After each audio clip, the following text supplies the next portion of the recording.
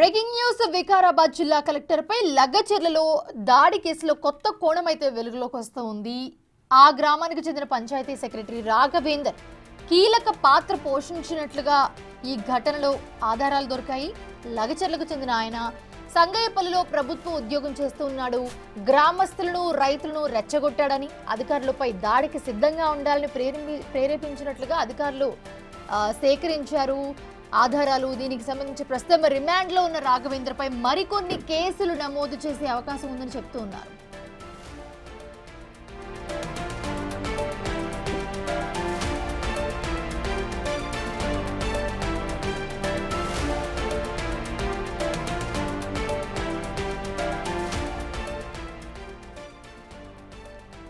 ప్రస్తుతం చూస్తూ ఉన్నాము లగచర్ల దాడి కేసులో కొత్త కోణం వెలుగులోకి వచ్చింది. రోజుకొక మలుపు తిరుగుతూ ఉంది. ప్రస్తుతం చూస్తూ ఉన్నాము వికారాబాద్ జిల్లా కలెక్టర్ పై ఏదైతే దాడి జరిగిందో లగచర్లలో, సో దానికి సంబంధించి ఆ గ్రామానికి చెందిన పంచాయతీ సెక్రటరీ రాఘవేందర్ కీలక పాత్ర పోషించినట్లుగా ఆధారాలు దొరికాయి. ఆల్రెడీ ఆయన పోలీసులు అదుపులో ఉన్నారు. ఆయనపై మరికొన్ని కేసులు నమోదయ్యాయి. సంగయ్యపల్లిలో ప్రభుత్వ ఉద్యోగం చేస్తున్నాడు. ప్రస్తుతం గ్రామస్తులను రైతులను రెచ్చగొట్టాడని అధికారులపై దాడికి సిద్ధంగా ఉండాలని ప్రేరేపించినట్లుగా అధికారులు ఆధారాలు సేకరించారు. ఇదే అంశానికి సంబంధించి మరిన్ని అప్డేట్స్ అందించడానికి మా ప్రతినిధి రాణా లైవ్ లో జాయిన్ అవుతున్నారు. రాణా, ప్రస్తుతం తీగలాగితే డొంగంతా కదిలినట్టు ఒక్కొక్కటి బయటకు వస్తూనే ఉంది. సో ఇందాకే మనం మాట్లాడుకున్నాము, ఒక రిపోర్ట్ ఇచ్చారు. ఆ రిపోర్ట్లో రైతులు చాలా క్లియర్గా మెన్షన్ చేశారు. ఇప్పుడు సో ఇంకొన్ని ఆధారాలు దొరికాయి. సో దాడి ఏదైతే జరిగిందో ఈ ఘటనకు సంబంధించి గ్రామస్తులను కానీ రైతులను కానీ రెచ్చగొట్టాడని అధికారులపై దాడికి సిద్ధంగా ఉండాలని ప్రేరేపించాడని చెప్పి అధికారులు అయితే కొన్ని ఆధారాలు సేకరించారు. ప్రస్తుతం ఎవరైతే ఉన్నారో దీంట్లో పంచాయతీ సెక్రటరీ రాఘవేంద్రకి సంబంధించి ఆల్రెడీ ఆయన పోలీసుల అదుపులో ఉన్నారు. మరికొన్ని కేసులు ఆయనపై నమోదు చేసినట్లుగా కూడా చెప్తున్నారు. సో ఓవరాల్ గా అప్డేట్స్ ఏంటి?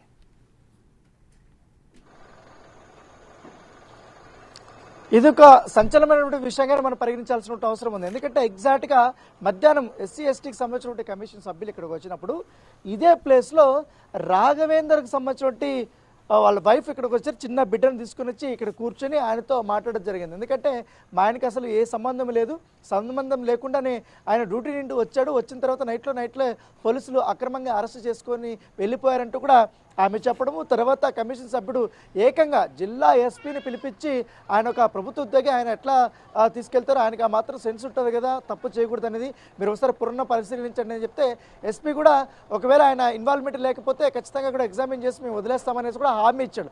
అయితే హామీ ఇచ్చినటువంటి ఒక అరగంట సేపటికే రాఘవేందర్ యొక్క కుట్ర కోణం అనేది బయటపడినటువంటి నేపథ్యం కనపడుతుంది. ఇది సాక్షాత్తు ఐజీతో కూడా మనం కన్ఫర్మ్ చేసుకున్నాం. ఎందుకంటే ఇప్పటికే పంచాయతీ సెక్రటరీగా రాఘవేందర్ ఉన్నాడు కాబట్టి రాఘవేందర్ సురేష్తో ఎప్పటికప్పుడు ఈ విలేజ్లో ఏం జరుగుతుంది, ఆయన ఆల్రెడీ వేరే ఊర్లో డ్యూటీ చేస్తూ కులగణనకు సంబంధించినటువంటి డ్యూటీలో ఉండి కూడా ఇక్కడ ఏం జరుగుతుంది ఏంటి ఎవరెవరు వెళ్తున్నారు అనేది ఎప్పటికప్పుడు ఫోన్లో మాట్లాడము, రైతులతో కానీ లేకపోతే ఇక్కడ ఆల్రెడీ సెటప్ చేసినటువంటి వ్యక్తులతో కూడా కోఆర్డినేట్ చేయడము, ఇవన్నీ చేసినట్టుగా చాలా స్పష్టమైనటువంటి ఆధారాలను ఇవాళ పోలీసులు అవన్నీ గుర్తించినటువంటి నేపథ్యం కనపడుతుంది. గుర్తించిన తర్వాత ఆల్రెడీ నిన్ననే అతన్ని సస్పెండ్ చేశారు. సస్పెండ్ చేసిన తర్వాత అతనిపైన అభియోగాలన్నీ, దాంతోపాటు అతని యొక్క కాల్ లిస్టు సంబంధించిన డీటెయిల్స్ అన్ని కూడా చూసిన తర్వాత పోలీసులు అతనిపైన మరికొన్ని సెక్షన్స్ను యాడ్ చేయాలని కూడా భావిస్తున్నట్టుగా మనకు సమాచారం ఉంది. మొదటి రోజు ఆయన అరెస్ట్ అయినప్పటికీ రిమాండ్ ఖైదీగా ఇప్పుడు సంగారెడ్డి జైల్లో ఉన్నాడు.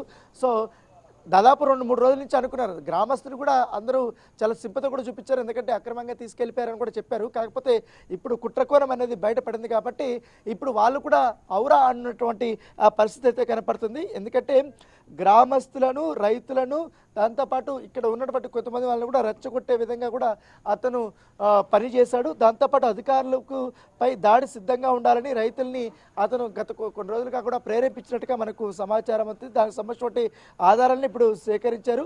దాంతోపాటు ఈ సురేష్కి రాఘవేందర్కి ఉన్నటువంటి సంబంధాలపైన కూడా పోలీసులు ఆరా తీస్తున్నటువంటి నేపథ్యం కనపడుతుంది. ఇదే అంశం. దాంతోపాటు ఇప్పుడు రిమాండ్ ఖైదీలుగా ఉన్నటువంటి కొంతమంది ఎవరైతే ఉన్నారో వాళ్ళు ఇచ్చినటువంటి స్టేట్మెంట్ ఆధారంగా కూడా చేసుకొని పోలీసులు పక్కా ఆధారాలను సేకరించారు.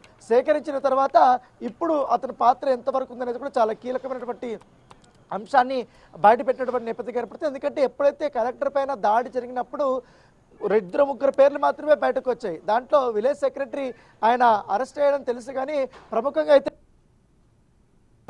అక్రమంగా లేకపోతే మొదటగా సురేష్ పేరు వచ్చిన తర్వాత సురేష్ తర్వాత పట్టం నరేందర్ రెడ్డి. సో పట్టం నరేందర్ రెడ్డి ఇప్పుడు ఆల్రెడీ పోలీసుల అదుపులో ఉన్నాడు. తనతో పాటు జైలు జీవితం కూడా ఆయన అనుభవిస్తున్నాడు.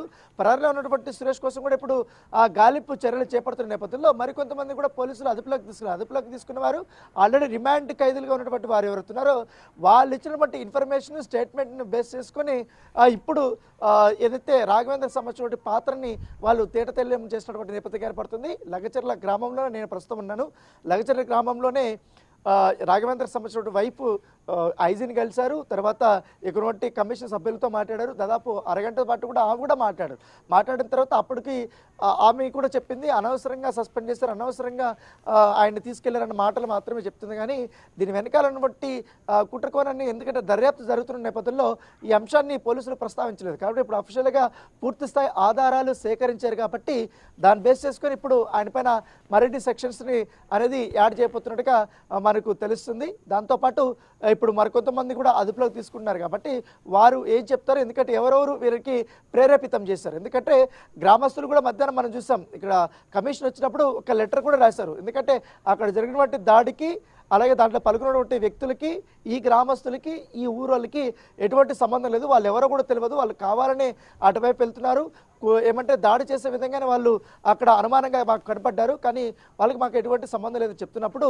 ఇప్పుడు అనేక కోణాల్లో కూడా ఇప్పుడు విచారించిన తర్వాత ఒక్కొక్కరి ఇన్వాల్వ్మెంట్ ఎంతవరకు ఉంది, ఎవరెవరు కీలకంగా ఉన్నారన్న దానిపై కూడా బట్టబయలు అవుతున్నటువంటి నేపథ్యం పడుతుంది. ఎందుకంటే మొదటి రోజు కీలకంగా ఉంది సురేష్, తర్వాత పట్నం నరేందర్ రెడ్డి, ఇప్పుడు తాడు వ్యక్తిగా రాఘవేంద్ర ఉన్నారు. ఇంకా కొంతమంది పరారీలో ఉన్నారు కాబట్టి వాళ్ళు కూడా దొరికిన తర్వాత ఎగ్జాక్ట్గా ఈ ప్లాన్ ఎట్లా జరిగింది, ఏమంటారు సురేష్ నుంచి రాఘవేంద్ర, లేకపోతే రాఘవేంద్ర నుంచి డైరెక్ట్ వీళ్ళకి ఫోన్లు వెళ్ళాయా, లేకపోతే సురేష్ నుండి డైరెక్ట్ వీళ్ళకి ఫోన్లు వెళ్ళాయా, లేకపోతే ఎవరెవరిని ఎట్లా వీళ్ళు అటాచ్ చేసుకున్నారు, దీంట్లో అమాయకమైనటువంటి ప్రజలు దీంట్లో ఎట్లా ఇన్వాల్వ్ అయ్యారు, వాళ్ళకి ఏ సంబంధం లేకుండా వచ్చి దీంట్లో ఎట్లా ఇరుక్కున్నారన్న దానిపై కూడా పోలీసులు పూర్తి స్థాయిలో ఒక విచారణ చేస్తున్నారు. కాబట్టి ఈ దర్యాప్తులో ఉన్నటువంటి నేపథ్యంలో మరికొంతమంది పట్టుబడిన తర్వాత ఒక క్లారిటీ వస్తుంది. అయితే ఈ కేసు అంతా చిక్కుముడి విడాలంటే ఖచ్చితంగా లగచర్ల గ్రామాస్తులైనటువంటి సురేష్ దొరికితే మాత్రమే ఈ యొక్క కేసు చిక్కుముడి వీడే అవకాశం ఉంది. అతని పాత్ర అనేది చాలా కీలకం. ఎందుకంటే ఒక జిల్లాకు సంబంధించిన అధికారి పైన వారు దాడి చేయడం అనేది, పైగా డ్యూటీలో ఉన్నటువంటి అధికారుల పైన రాళ్లతో వేయడం అనేది